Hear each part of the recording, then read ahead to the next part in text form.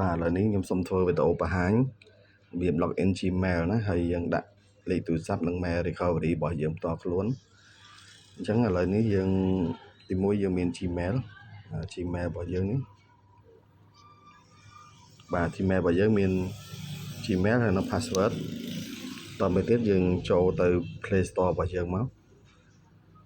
នេះបាទ Play Store យកពាក្យចូលមក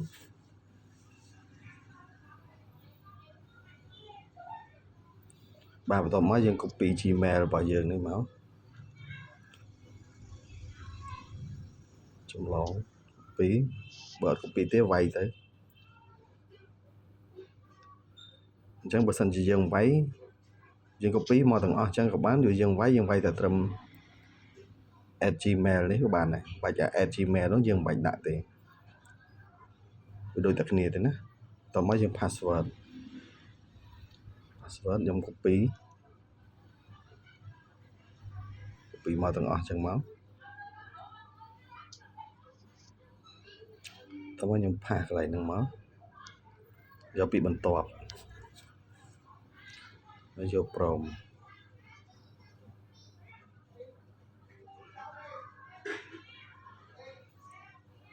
នេះយកពាក្យថាកំបើកណាខាងឆ្វេងនេះកន្លែងនេះគេឲ្យយើងវាយលេខទូរស័ព្ទចូលនិង recovery mail របស់ផ្ទាល់ខ្លួនរបស់យើងចូលអញ្ចឹងខាងលើហ្នឹងយើងដាក់លេខទូរស័ព្ទយើងមកខ្ញុំដាក់លេខទូរស័ព្ទខ្ញុំតមកទេខ្ញុំវាយខាងក្រោមខ្ញុំដាក់ recovery Gmail របស់ខ្ញុំ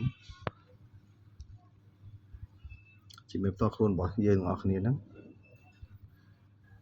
រាល់ពេលវាយចូលយើងធ្វើអញ្ចឹងទៅដើម្បីឲ្យ Gmail របស់យើងវាល្អរឹងមាំអត់ខូចអញ្ចឹងណា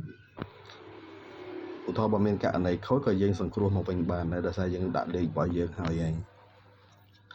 បាទហើយការដាក់របស់យើងហ្នឹង Gmail ផ្សេងយើង login យើងដាក់អញ្ចឹងទៀត Gmail ផ្សេងយើង login យើងដាក់អញ្ចឹងទៀតដូចគ្នាអញ្ចឹងទៅអត់ចេះអីទេណា